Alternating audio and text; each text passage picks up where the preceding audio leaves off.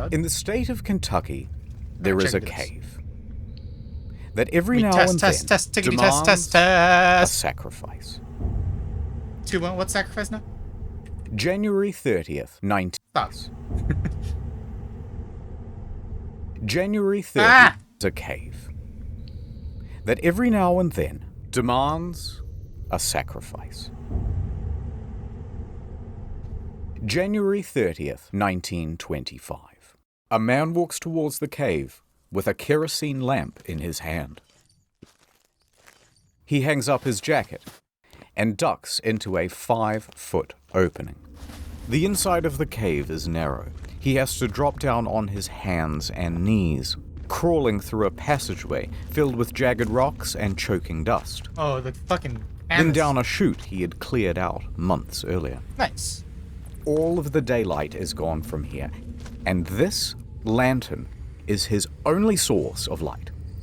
Ignoring the loose limestone rocks perched directly above him, he is now 100 feet in, and here he reaches the turnaround room. Now they call this the turnaround room because this is the juncture where even experienced cavers say, no thanks, and turn around.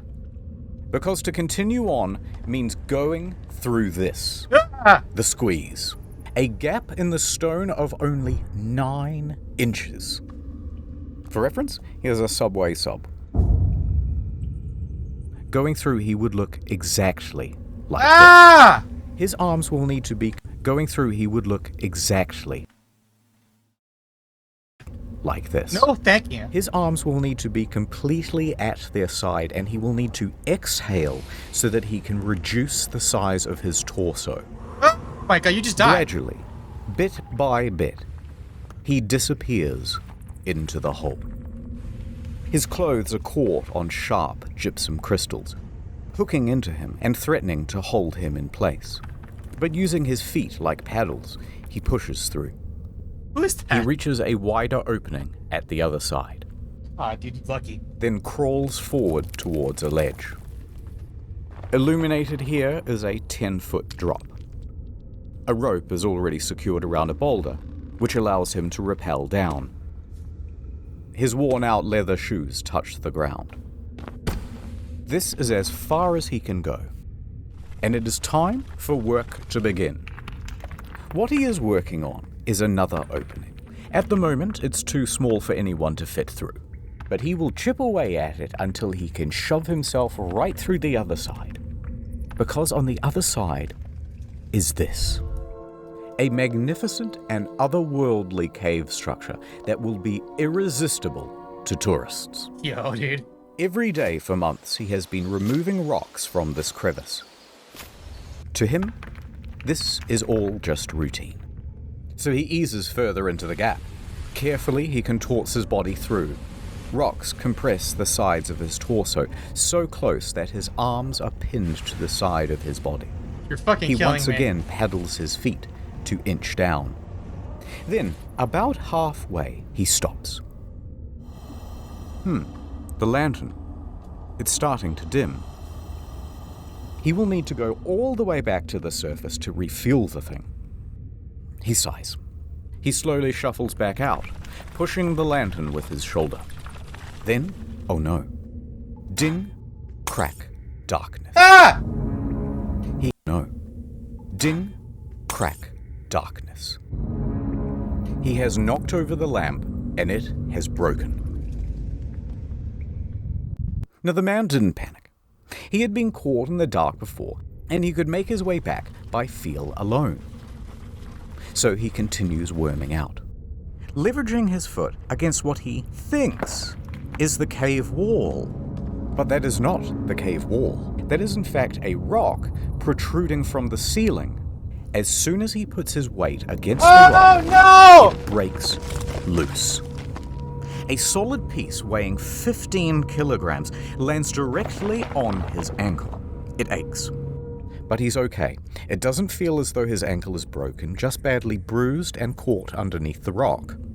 So he shuffles to move the rock away. Suddenly, gravel. A lot of gravel. It falls onto his feet, his legs, his torso, and the weight of it all forces the wedged rock deeper into the gap underneath his foot. Pinned. He tries to push forward. He cannot. He tries to inch backwards. He cannot. I have to scream, but I cannot. I cannot open my mouth. What is it called? I must scream. I need to look this up in the middle of the reaction. I cannot scream. Even before I have no mouth, is that it? I have no mouth and I must scream. Yes. Yeah, it reminds me of that. He is stuck. This is Sand Cave. This man is Floyd Collins. He is trapped in absolute darkness, 60 feet deep below the earth. All of his limbs held in place. The hardest part for me is at some point you must realize you're dead. And then you can't shoot yourself in the fucking face. You just gotta sit there for like days. At the very bottom of this.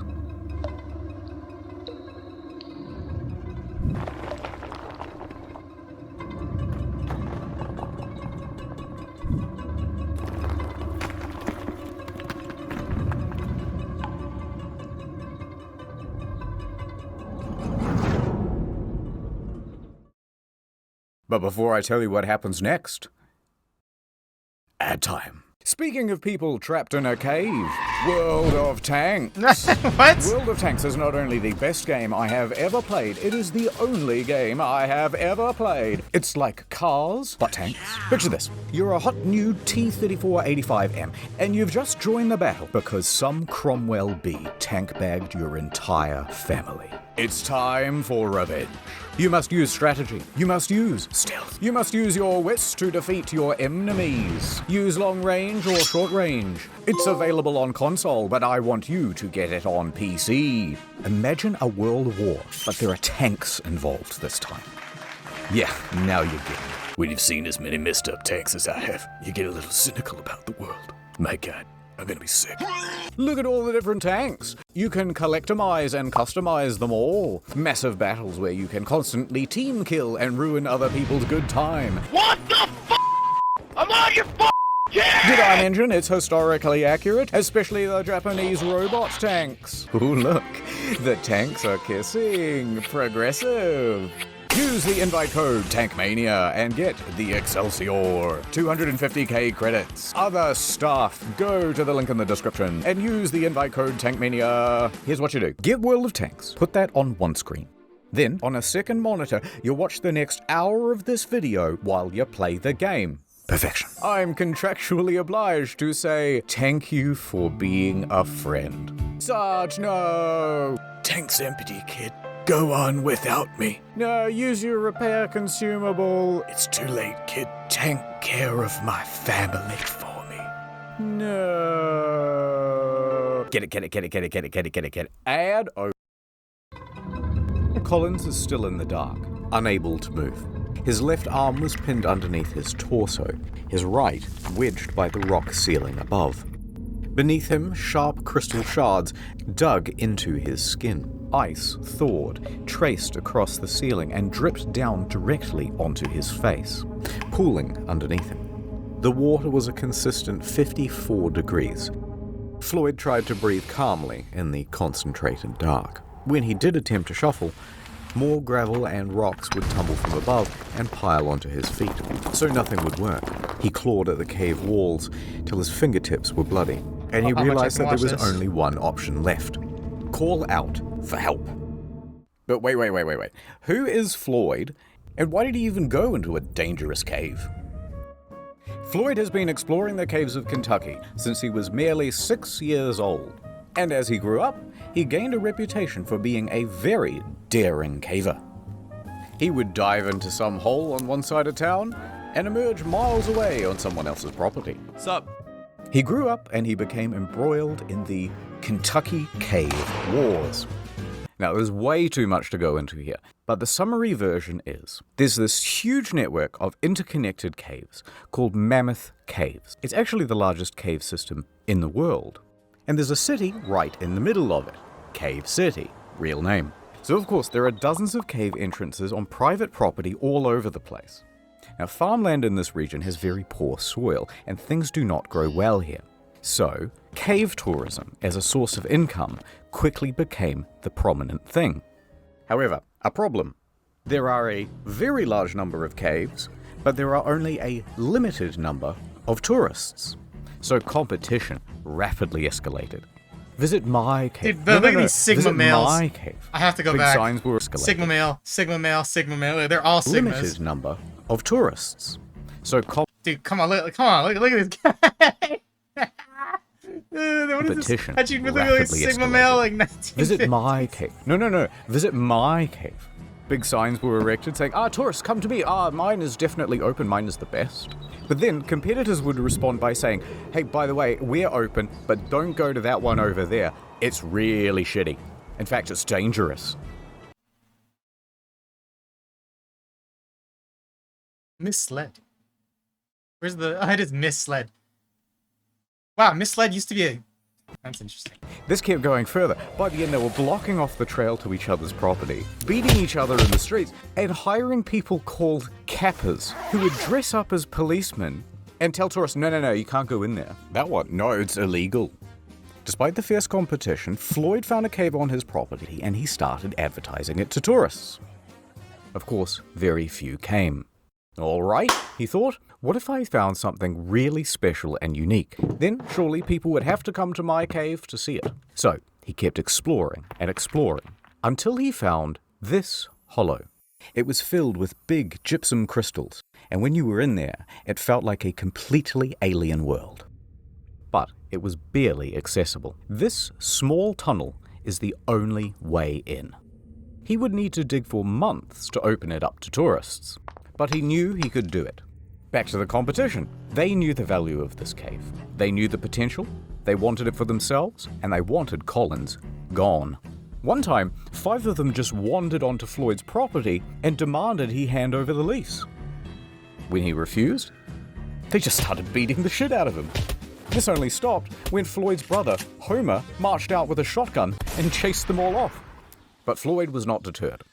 He spent 12 hours a day, every day, for months, clearing gravel and stone, chipping away at that passage. He would open it up to tourists, make his cave an incredible attraction, and make his dreams come true.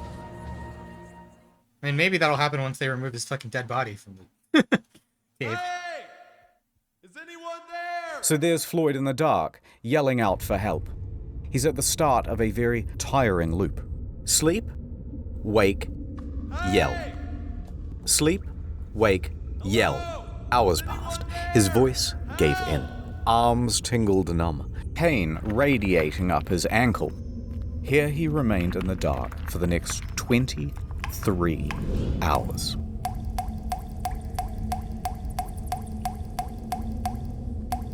How can you fall asleep? Quickly you might wonder, how come no one's come for him after 23 hours?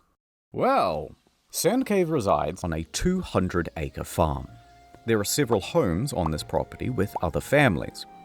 One of them, of course, is Colin's house, where Floyd's father, Lee, resides. Now, Lee and Floyd constantly get into fights about how to run things. Lee wants his son to concentrate on farming, and Floyd wants to concentrate on cave tourism. Arguments would often get heated. And Lee was also a bit of a drunk. It was doubtful that he would even notice if his son Floyd was missing. Also not helping things, Floyd regularly lodged at 2 other homes on the farm. So when he didn't return to one host, they would presume that he was staying with the other. And, even worse than that, he had recently spent 30 hours in a cave. So disappearing for this length of time wasn't seen as abnormal. Regardless, around the 23-hour mark, a few locals started to suspect that, hey, something might be wrong, and they went to check up on him. And here, they spotted his jacket, still hung up. Unusual. They went deeper. However, there was only one person small enough to make it as far as the turnaround room. This was a 17-year-old Jewel Estes. He refused to go into the squeeze, but it was close enough to call Colin's name. Floyd! And Collins yelled back.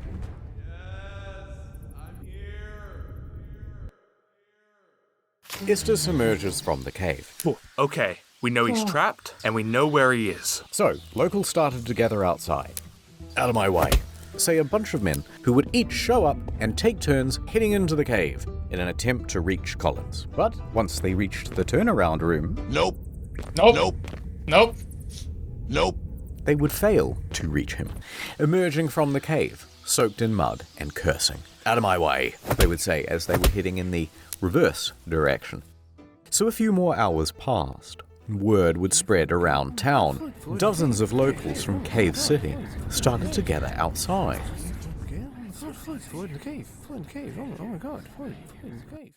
Over in Louisville, Floyd's 22-year-old brother, Homer, he gets a phone call. Hello? I see. My brother. He's trapped in a cave? I'm on my way. Homer jumps on a coach and makes his way to Floyd's cave. Homer struts up to the scene. Dozens of men are standing around outside. He ignores them all and marches right into the cavern, still wearing his city clothes.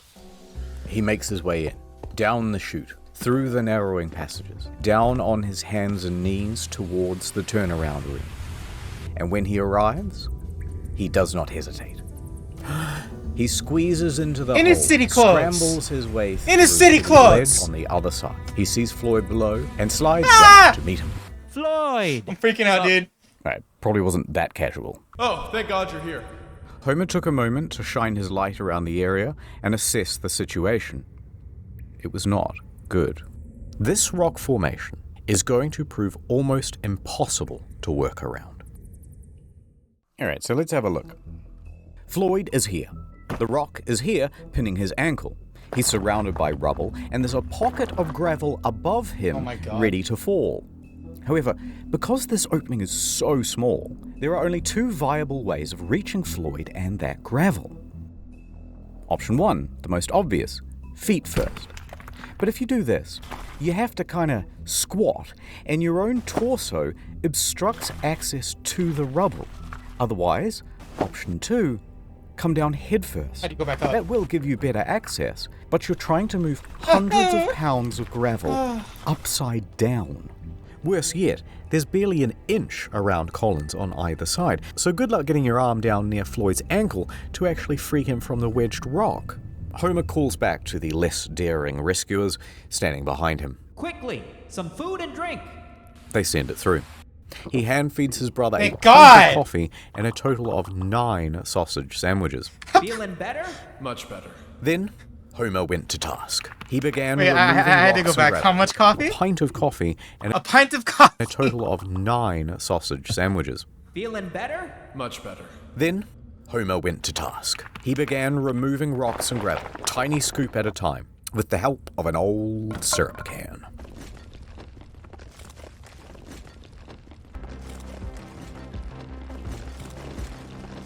It's alive. For the though. next 8 hours he toiled, first with hands, then, once enough was cleared, using a crowbar to scoop behind his brother, scraping away sharp protrusions as he went. It was slow progress. Virtually futile. As soon as he removed one rock or scoop of gravel, another would tumble from above and land in the new absence. And it was exhausting work. By sunrise, Homer's arms and back were knackered. His lungs burned.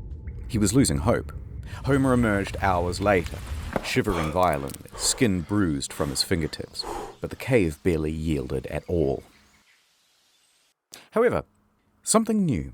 By the time Homer reached outside, he was greeted by a sea of approximately 100 men and women standing around, drinking, squabbling, and talking big game about how they too were going to save Floyd. So help then. The press was also present to help people gawk from afar. Now, Homer recuperated at a small tent near the cave's mouth. Bullshit. Strangers immediately crowded around him to ask innocent but, frankly, frustrating questions, and offer unsolicited, obvious advice, as well as wildly impractical solutions. "He should try untying his shoes," said one. "No, we should send him down with a contortionist who's got a mallet and a chisel. We should jerk him off, right, guys?" Alright, I made that third guy up, but you get should. the idea. And they started to argue with each other about their plans. Hey, how about using dynamite? One clique formed, insisting that it was a great idea. No. And another saying, no, the explosion will kill him, and the weight of the new rocks will surely crush him. They fought for a while until they started arguing about gas torches, which will cook him or asphyxiate him, or the gas will poison him. But by far the most common suggestion, of course, was amputation. Never mind that the foot itself was unreachable, and never mind what the blood loss and shock would do to Floyd's weakened body, and never minding even more that Floyd was strongly reluctant to the idea. Whatever you do, don't cut my foot off. All of the squabble would not have gotten on Homer's nerves, except that not one of them would just brave the damn cave and continue shoveling away the gravel. Assholes! The formula was always the same. Brave heroes go in with food and supplies, then reach the turnaround room and immediately lose their nerve, then dump the food just outside the hole, and then return back outside and go, oh, absolutely. No, he says, thanks for the food. Thank you so much. Yum, yum. No one would go through that squeeze. Dozens more men would try. One would go through that squeeze. Where's the hole? Oh, it's right there. Oh. Thank you so much. Yum, yum. No one would go through Holy that squeeze. shit, that is a hole. Dozens more men would try. All of them would fail.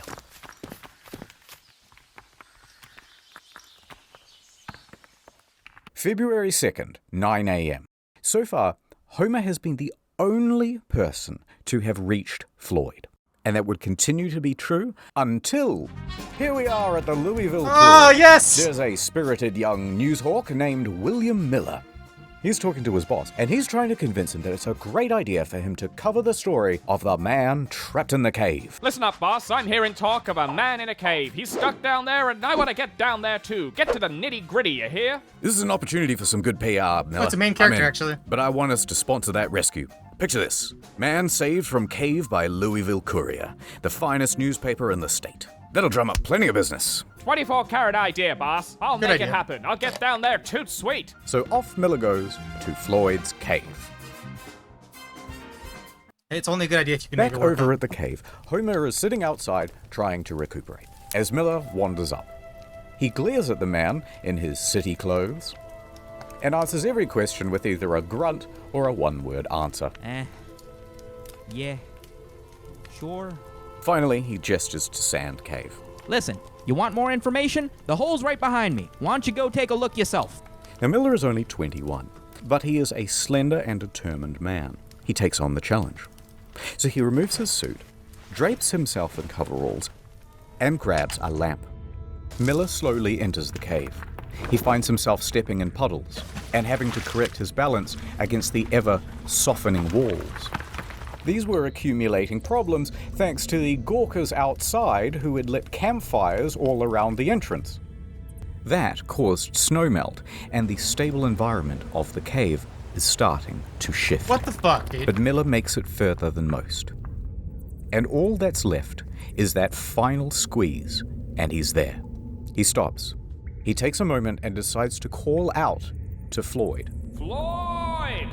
Hearing there is someone on the other side, he feels ashamed not to try. So he closes his eyes and moves forward. Oh my His god. slender figure begins inching through. The crystal gypsum cuts into his elbows and tugs at his clothes. He gets snagged. No. He's spluttering through the pools of muddy water. He stops, collects himself, and pushes on. He can barely inhale. If he gets stuck in here, he can only hope that someone else can come in from behind and pull him out by the legs. But eventually, he makes it through. Fantastic. He's now standing on the edge of a 10-foot pit, and he clumsily bumbles his way down. He sat right next to Floyd, ready to interview him. But Floyd didn't really answer any of his questions. In fact, he was incoherent. At the moment, he is sitting in a pool of water that is 12 degrees, slowly sapping his body temperature. He is dying from exposure. The cold is diminishing Floyd's mental faculties, and he can barely make sentences. So Miller took a few mental notes, and he left. He worked his way back through the squeeze, past the turnaround room, and out into the daylight. He is covered in mud and scratches and numb head to toe. And when Homer saw, his hope reignited. Someone else had made it to Floyd. You and me. Together, we can get Floyd out of there. If Miller hadn't gone to that cave, there's a good chance that Floyd's story would have remained an obscure footnote in the back pages. But the interviews and first-person accounts gave the audience a glimpse of something real. Fear, hope, desperation, the full range.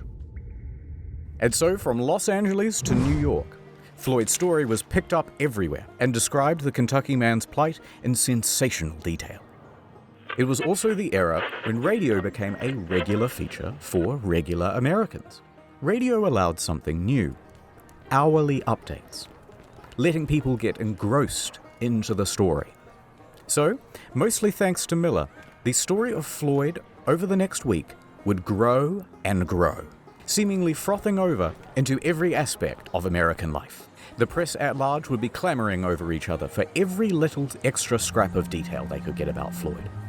And everybody wanted to know, will this man make it? Back outside the cave, someone new enters the scene.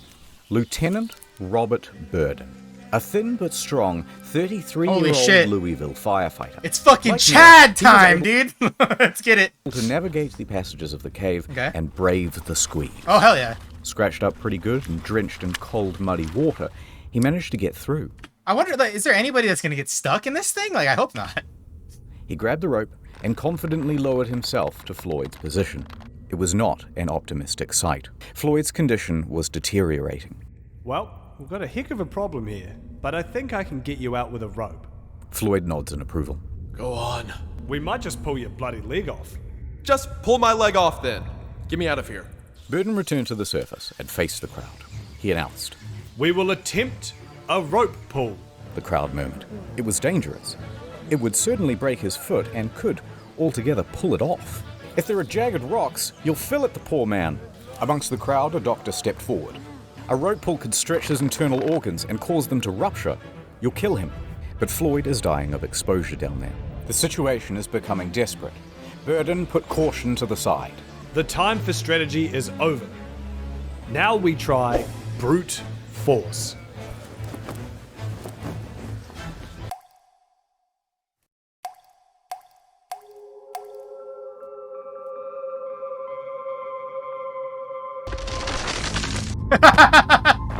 What the fuck are those hands, dude? Come on. Zombie moment? It's a dream? This is a scary fucking dream, like... Yeah, this. I'm looking away.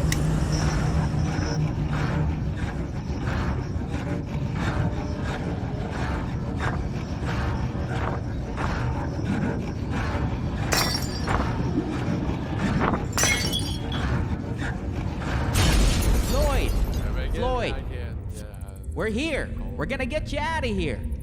After 79 hours in the cold water, he is delirious, fading in and out of consciousness. Homer gave his brother some coffee and fed him a couple of ham sandwiches. That warms him up and gives him a bit more energy, and he comes back to lucidity. Oh, much better. I'm gonna put the special harness around you. Burden and Miller, they're here too. We got 3 more boys right up the cave, and they're all ready to pull as hard as they can to get you out of here. Floyd was frightened. I'm not gonna lie, it's gonna hurt. He gave his brother some whiskey and a strong sedative to calm his nerves, and also to help him withstand the shock in case his foot is destroyed. Floyd took the opportunity to appreciate being surrounded by friends and family. Go on. Do it. All right, strap him up. Homer tied the harness around Colin's chest and knotted the rope. Ready? Above, Miller is crouched at the top of the pit. Ready? Burden clenches the cord from further up the cave. 3, The rope goes taut. 2, Do it. 1. Pull! Instinctively, Floyd gasps. The force of 6 men pulled against the clutches of the cave. Floyd began to scream. His body was being pulled up from the rubble. The gravel was beginning to shift. Burden clenched his teeth. Pull harder! Floyd screamed harder as well. Now, Floyd was trapped in a supine position, but the direction of the rope caused an upwards force that wrenched him vertically. His torso was being compressed and bent against the ceiling of the trap. It would kill him. Floyd's screaming intensified, and through gasps was begging them to stop. The screams filled the echoing cave, but it did not stop. The agony continued, on and on, with no progress. Enough! Enough! You guys are killing him! Homer pulled in the opposite direction to give his brother some reprieve. Somehow, Homer mustered the strength to altogether wrench the cord from the other men's hands. The rope went slack. Dude. Homer, Floyd, and the rope lay in his hands. Hell yeah. The rope went slack. What the hell, dude? Altogether wrench the brother some reprieve. Somehow, Homer mustered the strength to altogether wrench the cord from the other men's hands. Oh God. The rope went slack. Homer, Floyd, and the rope lay limp on the cave floor, panting and exhausted. No progress had been made. The cave would not let this man go. The futility of the situation sank in, and all they could do was leave for now and reassess. Everybody was shaken by the experience. Burden fainted as he crawled towards the exit. Oh my God. Most of the other men had to be carried away. Outside, the crowd had grown to 200. They buzzed and asked useless questions, and Homer walked dejectedly past them. He sat by thinking what he could do. The cause seemed hopeless. Homer? Then, someone showed up who could turn things around. He looked up to see a childhood friend of both his and Floyd's, Johnny Gerald. Gerald knew more about cave rescues than most. In fact, just that summer prior, he had helped untangle Floyd from a different snag. He was just the man for the job. Yeah, I mean. All right, let me go see him. Well, look who it is. Floyd perked up immediately, Yay. thrilled to see Gerald. All right, let's see what we can do. Gerald jumped down. For the next 3 hours, Gerald went back to the original plan of prying away rocks. His stamina was good, and progress was surprisingly good as well. For several more hours, he continued, just moving stone after stone. New one would fall in its place, and he'd move that one too. By midnight, he had enough room to shift position and clear some of the gravel that was at each side of Floyd's body. Gerald would spend several more hours scooping. And it worked. For the first time, Floyd's torso was now available. Was it just then his hips, his upper thigh. Oh. For the first What the fuck? It's just a competent man. time in over 90 hours, Floyd was able to wiggle his arms, his hips, and even that trapped right leg, though it was very painful to do. In that one session, Gerald managed to move a half-ton of rock, but there was still a lot more to go. And that rock by his foot Has this man shit? was still holding him in place. By 2 a.m., Gerald was spent. He needed rest, and he was ready to head back outside. Floyd, tomorrow, you're gonna be a free man. Now here you might think that things will become straightforward. They did not. Now that space had been cleared, Burden became convinced that if he could get down that passage again, he could free Floyd with another rope. No! Fate deciding with both feet or just one. But when Burden tried to enter the cave again, he was sternly rebuffed by the locals. They were playing gatekeeper. They had been specifically instructed to not let anyone in, and they were especially opposed to Burden making another rope pull after word spread about the disaster of the first attempt. He tried to reason with them. Let me try the rope pull again. It'll work this time. They wouldn't let up. Instead, they shouted obscenities and shoved him in the other direction. Honestly smart. Meanwhile, Gerald and Homer are incapacitated with exhaustion, and Miller was busy filing some paperwork for the Louisville Courier. Nobody else had the ability or the authority to take action, Fuck his boss. so Floyd spent all of that morning alone. Hello? Is anyone there? I need to take a shit. Help? He's probably taking multiple shits in his pants Anyone out there? and just pissed everywhere. Word spread about Floyd. Miller's reporting had been picked up by the AP Newswire, and they distributed it amongst their hundreds of partnered newspapers. For Miller, it would be the biggest moment of his career. but he didn't stop to pay it mind. He spent the day hatching a rescue plan. Okay. Miller descended into the cave and set to work. When he entered, he found that the team before him had strung light bulbs all through the cavern, leading all the way down to Floyd. Very handy. A bulb was also put around Floyd's neck to keep him warm and make sure that he was never again left in the dark. Miller popped down to Floyd. Ah, Floyd, fancy seeing you here, buddy. Reusing that syrup tin, he started offloading gravel into buckets. Those buckets were then passed up and down the cavern. And so it went on for the next 2 hours. Miller stopped for a break. He took some bread, milk, and whiskey, and sharing it with Floyd, they started to get to talking. Floyd had been in that cave for over 100 hours now, and seeing everyone working together, Floyd was overcome with a sense of hope and relief, and so he began spilling his heart out to Miller. Here is what he is quoted in the newspaper. I believed I would go to heaven. I can feel that I'm to be taken out alive and with both my feet. I kept thinking, what would happen if the rock above me would fall? It caused me to shudder. I kept thinking to drive my mind to something else, but it wasn't much use. I couldn't do much to help those who came to help me, but I knew that a lot of people were willing to do all in their power. It gave me courage. Tuesday morning, I thought to myself, 4 days down here, and no nearer freedom than I was on the first day. How will it end? Will I get out? Have you taken your Couldn't shit? think of it. I want to know the answer so badly. I have faced death before. It doesn't frighten me, but it is so long. Tell them I am not going to give up. Tell them I'm going to fight and be patient and never forget them. Meanwhile, Floyd's story kept growing. Pedestrians would gather around corner store windows to read the latest bulletins.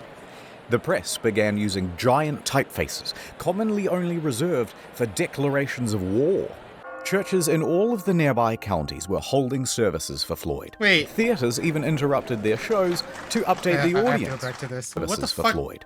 Theaters, What did it say? churches in all of the nearby Oh, I thought I said Whore Collins. counties were Okay. holding services for Floyd. Theaters even interrupted their shows to update the audience.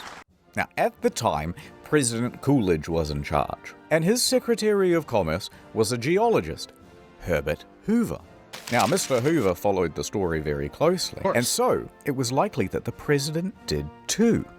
Even Congress paused session to ask about the latest news from Sand Cave. By the end, the Floyd Collins incident would explode into the third largest non-political story between World War I and World War II. All of this excitement brought an inundation of people to Cave City. Old population, 690. Yawn. New population, 10,000. Hotels ran out of food. Residents turned their homes into makeshift hotels, charging sizable premiums to let people nap in their bathtubs. The banks quickly ran out of on-hand cash, and 4,500 automobiles impatiently sat backed up for 2 miles from 20 different states to drive onto the Collins farm and turn their pristine green pastures into swampy parking lots. Deep below all those tourists, there's Miller, trying to free Floyd. Alright, a little bit of setup. Floyd, Miller, some remaining rubble, rock. For anyone to lift the rock by hand would be impossible because Floyd's body obstructs the hole. Miller grabs a crowbar and shoves it through the gap. Now he's going to lever it off Floyd's foot. Cool. The crowbar is now wedged against the rock. Next, he takes a jack. He positions it on top of the crowbar so that it will be forced against the ceiling. However, problem. That jack is too big. It doesn't fit.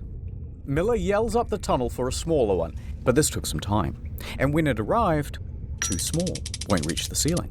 But instead of sending for another one, Miller takes 2 blocks of wood and bolsters them underneath the crowbar. Right, so the crowbar now sits higher, it fulcrums against the blocks, and the jack is sitting on top. Hey! All Miller has to do is expand the jack, which he will do using this spanner, holding it at the very tips of his fingers. Sounds easy. No. It's not. No, it doesn't. But that's the plan. Sounds easy. What the fuck, dude? No. Let's get him out of there.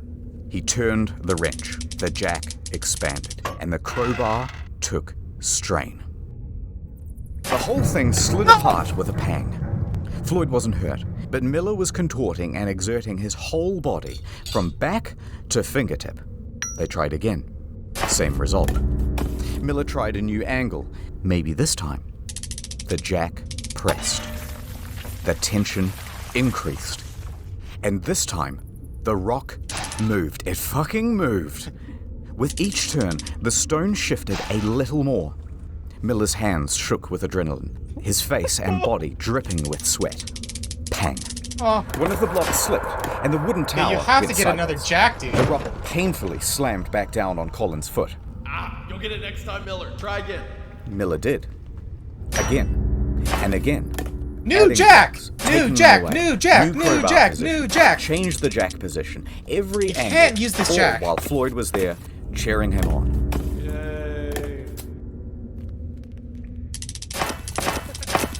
For the next 4 hours, he tried. No progress. Oh my god, dude. Miller was exhausted. 4 hours, you could get a new fucking jack. He couldn't do this on his own, but he was the only one slim enough to get in through the gap. The group decided to concede for now and return to the surface. What They about would that take guy? just a small break, Whatever. but it looked to everyone like there was a clear way to get this man out. So Miller and Burden crawled back through the mud and the wines of the cave. As they made their way through, the cave was visibly sagging. The ceiling seemed lower. Parts were harder to navigate than before, especially now with their bruised and purple hands.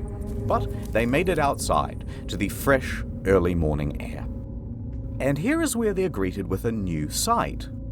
Dozens of soldiers.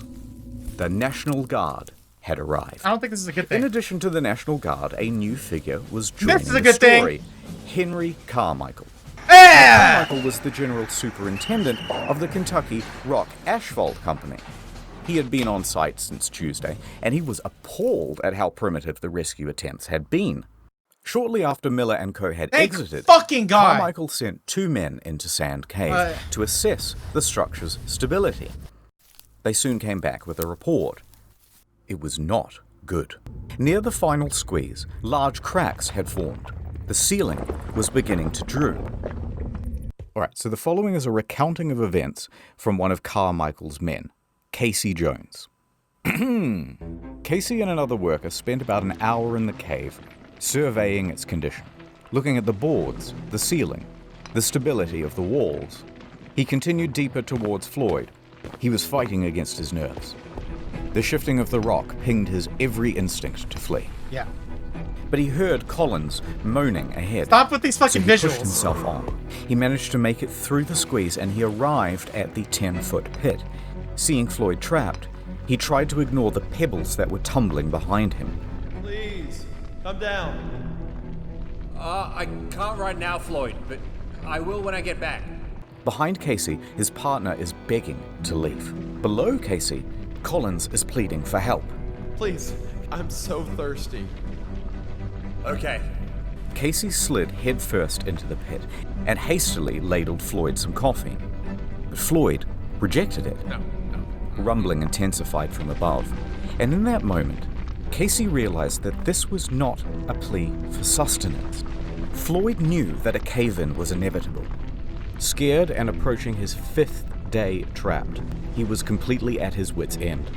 He knew he was about to be trapped in that cave, and he didn't want to be trapped alone. For God's sake, Casey, come on, you'll get us killed. Stay with me, please. Don't leave. Casey looked into Colin's eyes, set the coffee down, and pulled himself out of the pit. He wiggled underneath the sagging ceiling and crawled towards the turnaround room as fast as his limbs could scramble against the cave walls. He looked back to see the passage closing like a maw. Reflections from the bulb shining around Floyd's neck were no longer visible. Instead, just sobs could be heard, muffled from behind the rocks. Fuck, dude, how long? There's still time.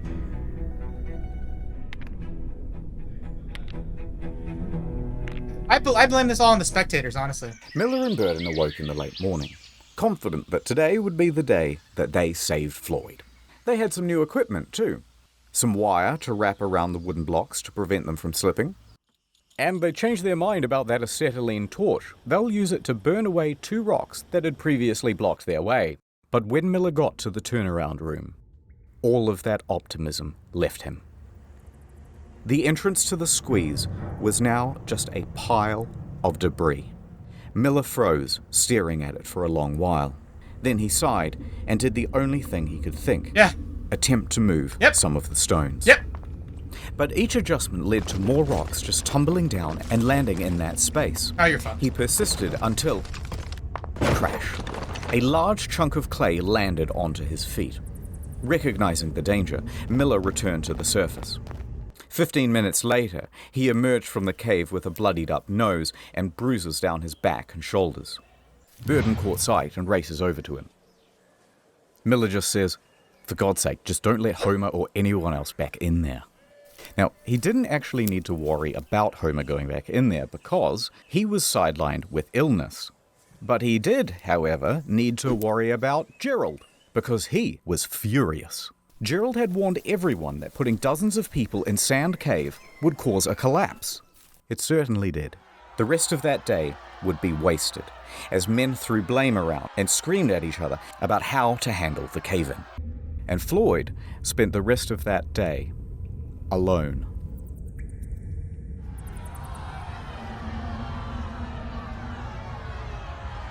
The surveyors continued checking the cave throughout the day. By the evening, Carmichael had ordered everyone to an assembly. Gerald took the floor. He was going to try one last daring rescue. He boldly announced his plan and an ultimatum. Listen up. There's death down there. The walls and ceilings are crumbling. Unless you're determined to take the biggest chance you ever took in your life, tell me now and stay outside. Next, they told all the Gorkas to get the fuck out of the cave, clear off. And over the next 8 hours, Gerald would enter and leave Sand Cave at least 5 times, chipping away at that pile of debris. Enter and leave Sand Cave at least 5 times, chipping away at that pile of debris. Okay. In the woods, men sawed trees and chopped logs to shore up the cave walls. Underground, the crew reinforced cracks and wobbling boulders with fresh strips of wood.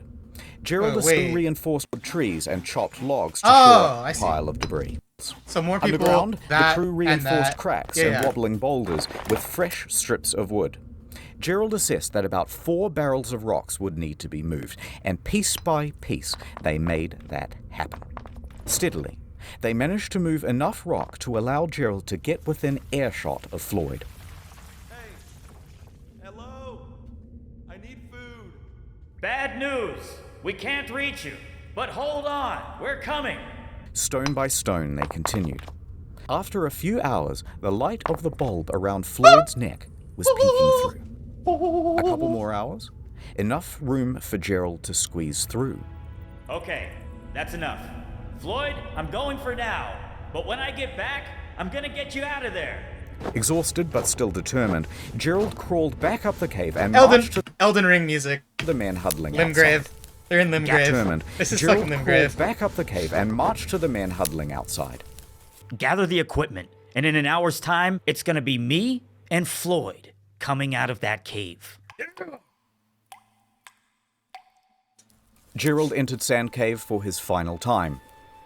The walls had been reinforced, but mud and water was accumulating everywhere. The fucking He waded Limgrave through music, it man. and pressed on past the can't. danger of the sagging ceiling. With determination on his face and a grease gun clutched in his right hand, he scrambled towards Floyd. But before the final squeeze, he stopped. It was all gone. The cave ceiling had crumbled once again. Gerald stared motionlessly at the pile. Then he began to yell. Floyd! A rock disconnected from the ceiling and tumbled onto Gerald's head. Luckily, just a small one. He rubbed his scalp and called out again. Floyd!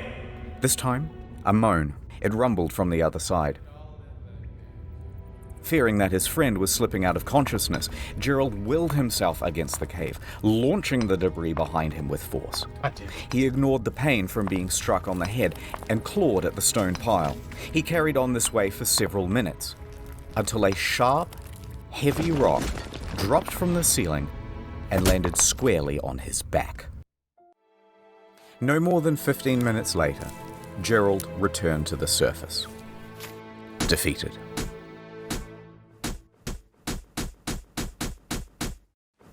Only after the cave-ins did they start to think about all of the things that they could have done. Wait, why didn't we rig a portable telephone line? That would have been incredibly simple here in 1925. Yeah, why have we been running in and out to deliver updates? Why didn't we give him an AM radio? He could have had something to listen to and receive messages of support from the public. Wait, why don't we rig up a tarpaulin so we could lift his torso up so he wouldn't be slowly dying of exposure? Oh God, why didn't we run a feed his torso up from the public? Wait, why don't we rig up a tarpaulin? A tarp hole? So we could lift his torso up so he wouldn't be slowly dying of exposure. Oh God, why didn't we run a feeding tube? That's also a technology we have in 1925. All too late. Now what? The one route to get to Floyd is closed forever. That meant two options. Number one, capitulation. Surrender him to the cave. Or number two, dig down from directly above Floyd. Now, the prospect of digging from above seemed almost fanciful. Yeah. At least, it did in the beginning. But luckily, they had some help. Owing to Miller's reporting, Floyd had become practically the most famous person in the country. The rescue had become a high priority for the governor of Kentucky. Lieutenant General Denhart enters the scene. He's been... Hey, whoa, wait, what?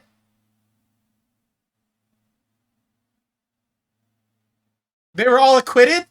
Updated on the situation, and following shortly behind him is a small army of miners and engineers. Miners? He declared to the despondent crowd, "Gentlemen, I am here on behalf of the governor.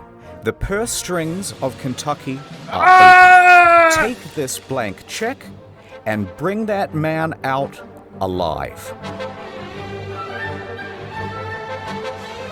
Floyd, in that cold, wet confine, could not have imagined the scale of the operation that was going on 55 feet above him. Authorities assumed control of Colin's rescue. I want to know how they know exactly where he's located. Denhart gave Henry Carmichael the lead to dig, and Carmichael raced to get to work. He enlisted his employees, his fleet of expensive high-tech machinery. Professional groups were brought in from all across the state. Wait, I want to see this. Of expensive high-tech machinery. Louisville and National Railroads, Southern Signal Company, brought in from U.S. Mines Rescue Team. All across the... That guy, that's a creeper. Get away. And engineers from the State Highway Commission. Local townspeople were mostly excluded. And for the first time since Collins had been trapped, work was now about to go ahead in a systematic manner. Everyone knew the plan. Everyone had something to do. And everyone was working fast. But just as hopes were rising, they were once again dashed against the rocks. God fuck. They had all of this state-of-the-art machinery shipped in and assembled by the engineers and rearing to go, and it was all worthless. See, the problem is, the cave drew air into it. These diesel-powered engines pumped out enormous volumes of choking exhaust. Within a day's operation, the cave would be filled with carbon monoxide, and Floyd would be dead from asphyxiation. Yeah, he just kills us. Just as quickly as solutions would arise, the cave would parry them away. It refused to let this man go. So engineers and miners had wasted hours assembling everything, only to realize that they had to pack it all up and cart it away. Because the digging of a 55-foot shaft would be done with picks and shovels. Carmichael didn't know much about caves, but he knew a lot about quarrying, and he estimated that his team of 75 volunteers could dig and dredge at a rate of 2 feet per hour. If they worked around the clock, they would be digging directly into the spot where Floyd lays within 30 hours. Now, is it possible that Floyd could survive for another 30 hours? Absolutely. Not. Let's go. The first ton was moved, and at first it was easy work. Just dirt and clay. Carmichael understood well that this was a race against time, so he watched the men closely, and if they seemed to be slowing down, even a little, they would be yanked out, and immediately a new worker subbed in. Nonetheless, the pace slowed. By 10 feet, the shaft narrowed greatly, which meant that only 2 men could work at a time. At 15 feet, they hit boulders.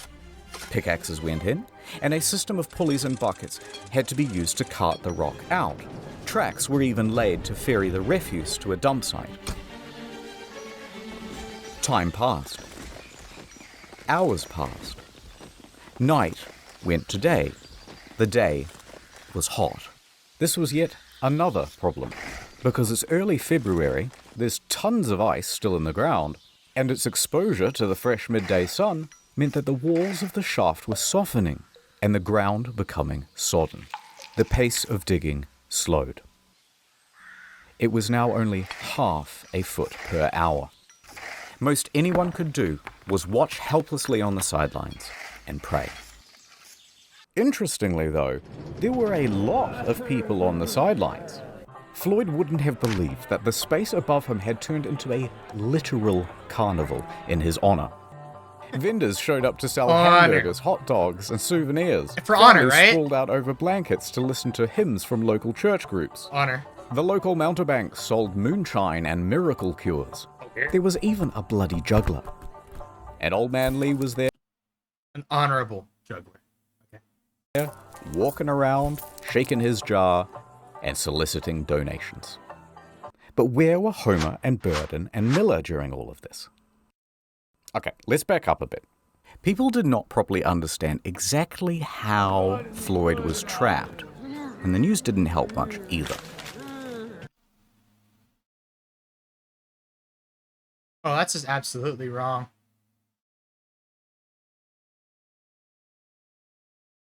That's so wrong. So the obvious question started to arise. Why hasn't he been rescued yet? Just clear some gravel or pull a rope. How is this so hard? Motive was attributed. I heard they didn't even want to have him rescued at all. I heard that they're doing all of this for publicity. And Lee's activity of soliciting donations, remember from before, further inflamed rumours. I bet Floyd isn't even trapped in there. These were all real rumours, and they got worse. You know what? I've heard he comes out at night, and then he just goes back in the morning. Other rumours included, I heard that after Floyd went into the cave, someone murdered him. Others said, I think they're withholding food and water from him so he dies. This whole thing is a fraud. As time went on, it was harder and harder to ignore the hoax claims.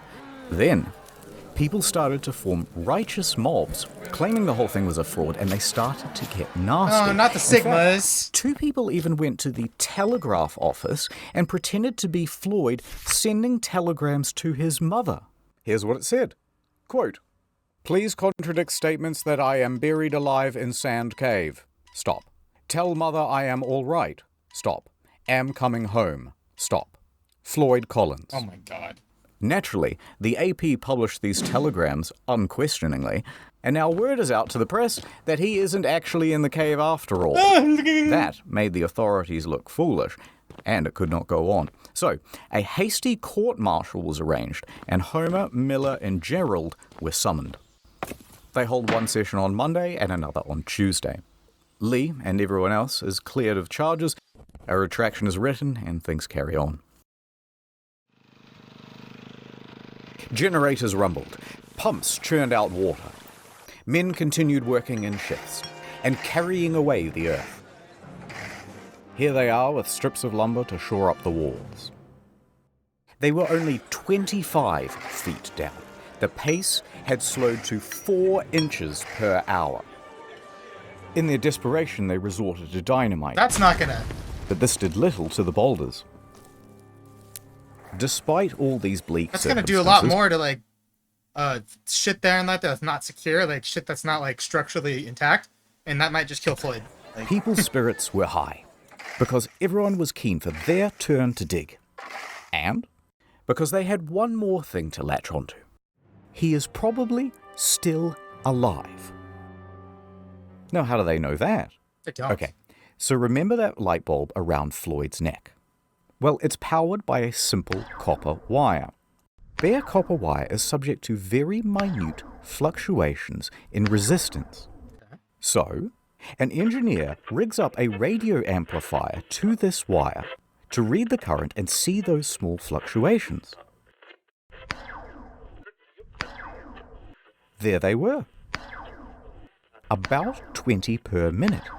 The rate of steady how do you know? But how do you know it's that light bulb you're measuring? breathing. As his chest expands and contracts, they can read it from. Oh! As his chest expands Oh, and contracts, fucking they can hell, read yeah! it from this device. And so they kept going. And going. And going. 30 hours was the original estimate. Now 144 hours had come and gone, and they were only at 44 feet. Then rain fell. No. Rain that mixed with dirt to make mud, much of which then froze to make ice. Ice which expanded and damaged the integrity of the shaft walls. Slowing down with every hour, they continued. Many more hours passed, and they were getting close. But it was now 15 days since Floyd was first stuck in that cave, and people had mostly lost hope. That excitement in the newspapers was tempering down. Good. Visitors began clearing out Also from Cave good. City. Many still held on to hope, but their final lifeline, that light bulb, had burnt out. And it wasn't possible to do any more readings on the radio amplifier without Makes it. sense. No one knew if Floyd was still alive.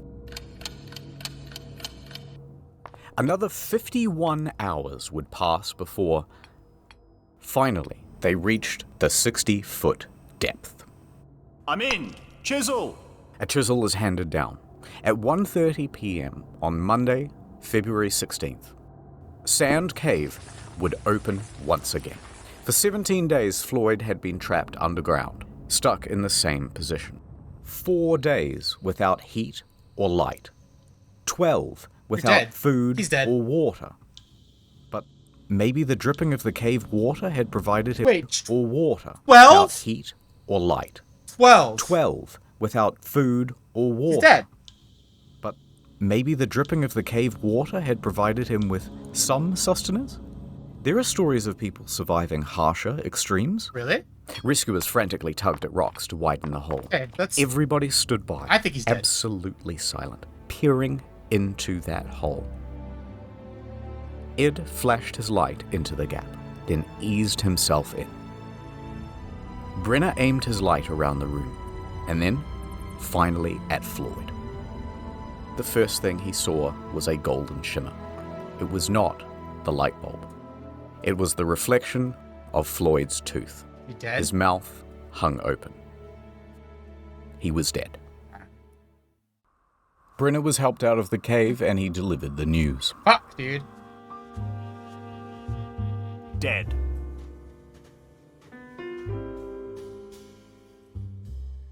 A coroner would later state that Floyd succumbed to exposure, and that they had missed him by just 3 days.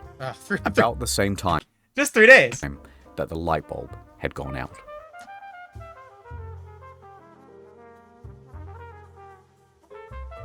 From exposure, huh? But what would they do now with the body? The shaft walls were ready to fall inwards, and risking lives to remove a corpse was seen as just irresponsible. So the following morning, officials made a decision. Floyd would be entombed where he lay. The cave would keep its victim. Now, this did not sit well with the family, but what could they do? The next day, they planned the funeral. The town emptied of people. and the shaft with Floyd at the bottom was refilled with soil. But that's not quite the end of the story. But if you hung on for this long, keep holding on, because things are going to continue to get interesting. Yeah, what about like but the first, let me do a wrap-up of where everyone is insane and all like that thing stuff. he was Context, trying to context. do? The Collins family already had financial hardship. Locals saw Old Man Lee scouring the rescue site for glass bottles. But the owner of the land, B. Doyle, and supposed friend of Floyd, was wholly unsympathetic. He erected a sign on the highway which said, 200 yards away, the body of Floyd Collins is imprisoned in Sand Cave. Then he began charging tourists 50 cents apiece for the opportunity to gander into the hole. It's 100 years later, B's dead. Let's call it even. Also, remember those claims of Kentucky being an open purse? Well, the state reneged on the deal. They refused to pay many of the rescuers, and most of them went home without any compensation. Some of them did make some money out of the situation, though. They lucked into vaudeville gigs and roamed the country, giving their first-person account. Miller, however, received an astonishing offer, a $50,000 contract from the Chautauqua Lecture Circuit, equivalent to the better part of $1 million in today's money. He declined. He continued to work at the Louisville Courier-Journal. The following year, his coverage of Floyd's story earned him the Pulitzer Prize. Now the brother, Homer, he needed money and he agreed to do that vaudeville circuit. He stood on stage and regaled the audience about tales of his brother, their childhood, and the tragedy. But Homer made it known why he was up here on stage trying to get money. He had a mission. I kept thinking of Floyd lying in the muck, where he had suffered beyond our power to imagine. Please, dude, do his I would dream. never have peace of mind if he remained there. That too. He wanted the money to dig Floyd up and get him out of that cave. That's also important to be like, fuck the cave system too, man. A couple of months later, Please the autists as well. Floyd would want that. he had it. Alright, so back to Floyd. April 17th, 1925. 7 miners showed up to the scene. They began to dig. Are they old enough? Within a week, they had arrived at Floyd. And this time, they approached from the other side of the rock formation. That way, they could remove the rock pinning Floyd's leg. They lifted him up from his tomb and laid him down on the fresh air above. April 26th, 1925. Floyd was set to rest in the family cemetery. A stalagmite had been set as a headstone to mark out his plot. And there he lay. No, that's not actually where it ends. Yeah. Okay, this is where it gets weird. 2 years later, 1927. Times have been tough for the Collins. So Floyd's dad sold Sand Cave to a dentist named Dr. Harry B. Thomas for $10,000. Now, Homer begged him not to, because at the time, the government was starting to buy up tons of land in the area and turn it into national parks. They had to pay at a very competitive rate. But Lee was becoming a bit old and senile by this point, and frankly, it's doubtful that he cared about Homer or Floyd or anyone else for that matter. It's 100 years later, he's dead now, let's call it even. So, the point is, in this land sale with Thomas, Lee agreed to a very odd clause. And that clause said, everything on that property belongs to Thomas. And should he wish, for example, to exhume a dead body and re-embalm it and put it on display in something really tacky like a glass coffin inside a cave, maybe, then that would be his prerogative. Lee signed yes. That is so fucking and Thomas disgusting. did exactly that. That is so gross. Doyle made Floyd's corpse a tourist attraction. That's right. 2 bits of gander, come and wonder at the incredible dead man who died in a cave. But to add insult to injury, it worked. Visitors returned to Sand Cave to gawk morbidly at Floyd. Within a few months, Thomas had turned Lee's failing farm into a successful business. Yee. Hooray. Now, the rest of Collins' family is horrified. They try a number of times to get Floyd returned to them, including through the legal system. But somehow, incredibly, the judge ruled in Thomas's favor. I mean, he has to. And so, there he lay for the next 2 years.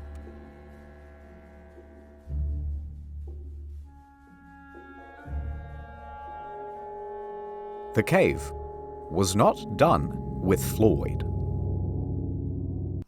Until someone hatched a plan. Get him out! 2 years later, it's midnight, outside Sand Cave. Footsteps can be heard rustling through the brush. Now, we don't know who these two men are, but we know why they are here. To rob a grave. Yeah! They sneak inside and clamber over the rocks in the darkness. Reaching Floyd's casket, they undo the latch and throw open the lid. There is his shriveled body. They throw him in a gunny sack and they race off into the night. For 800 yards they carry dear Floyd, like a couple of sweaty Santas about to deliver a really terrible Christmas present. Panting, out of breath, knowing that they're going to get caught any minute, they reach the Kentucky Green River hillside. There's no time. With a 1, 2, 3, they launch his body towards the river, and Floyd goes sailing into the air, up, up. Wait, what? Into the starlit beyond. This is bullshit. And landing in a bush. Oh, God. Wait, really? The two men flee from the scene. Now, the next morning, Thomas notices that the body of Floyd is somewhat missing, and he contacts the authorities.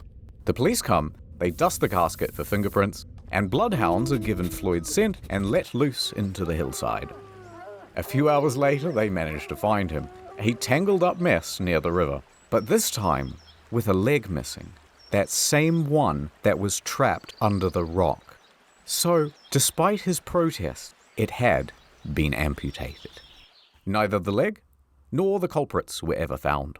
And while it would be nice to think that this was some well-intentioned duo that did this out of the kindness of their hearts to free Floyd, it's much more likely that it was an act of vandalism because Floyd was simply too much of a hot tourist attraction. I mean, I think that those are kind of aligned goals in a lot of ways. Like, it's fucked up that you're doing this, right? So was cast back into the cave, back into his box, and it was covered by a metal lid, surrounded by a metal chain, and locked with a padlock. He was now more trapped than he had ever been. I mean, he's dead. This cave had spun fate once again to make sure that its victim would never leave. And so, time passed. Floyd's body would continue to decay. The rot from his body would eventually rot the casket too, and every decade or so, it would need to be replaced. A few years later, he was no longer on display, but even then, he remained in that box for many more years. In 1961, Floyd's Cave was purchased by Mammoth Cave National Park, and it was closed to the public. There would be no more visitors. Thank God. The entrance itself to Floyd's Cave was closed with a steel gate and bolted, then welded shut. But the Collins family never gave up objecting to Collins' body being left in the cave. And here is where the story ends. In 1989, at the Collins' request, the National Park Service ventured into Floyd's Cave. Continuing on a more than 60-year tradition, a team of people worked over the course of several days to remove him from the cave. They took him out, left the cave, locked it behind them, and laid Floyd to rest at the Mammoth Cave Baptist Church Cemetery. After 64 years in Sand Cave, he is now finally at peace. I mean, he's been dead for a while. End. Thank you to Wendigoon as Floyd. Yeah, he's Wendigoon. If you don't let me out, I'm going to hire a gang of hitmen to come to your house and kill your family. Samito as Homer. The BTS meal McDonald's bag that has I'm McDonald's hungry. and BTS. Shut the fuck up and eat some BTS, bro. Ordinary Things as Miller. I'm enthusiastic, but would ultimately duck out the back exit. Rusty Cage as Gerald. Well, hello there. Haven't seen y'all in a while. Welcome to my new home. And many kudos as Burden. Hey, buddy. You right down there? I can. A little sleepy? I can. Yeah. We get your coffee? Cold and Little cup of Joe? Little cup of Joseph? I'm stuck. A cup of Joseph from a little sleepy guy? Also, by the way, in case you're confused about the channels, this is how it works now. Yes. Scripted, unscripted, different. And do not forget, World of Tanks. None of this would have happened if Floyd had got World of Tanks. Yeah, thanks. Fuck off.